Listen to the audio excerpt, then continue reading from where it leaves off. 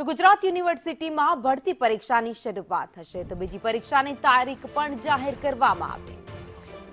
29 અને 30 એપ્રિલે પરીક્ષા યોજાવાની છે નોન ટીચિંગ 130 જગ્યા માટે પરીક્ષા યોજાશે પ્રથમ પરીક્ષામાં 54 માર્ક્સ જરૂરી છે 54 થી વધુ માર્ક હશે તો બીજી પરીક્ષા આપી શકાશે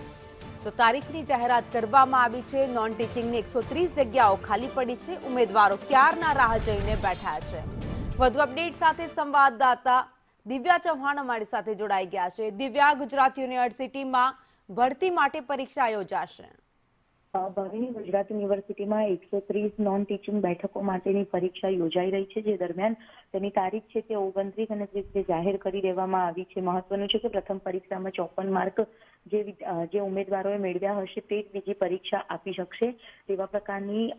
શરત છે સાથે જ પરીક્ષા છે પરીક્ષાને લઈને ઉમેદવારો દ્વારા કેટલી વખત અરજીઓ કરવામાં આવી હતી તેમ છતાં પણ કોઈ પણ પ્રકારની પરીક્ષા છે તે યોજાઈ ન હતી આખરે હવે પરીક્ષાની તારીખ છે તે જાહેર કરી દેવામાં આવી છે અને એપ્રિલના અંતમાં આ પરીક્ષા છે તે યોજાવાની છે જી આભાર માહિતી માટે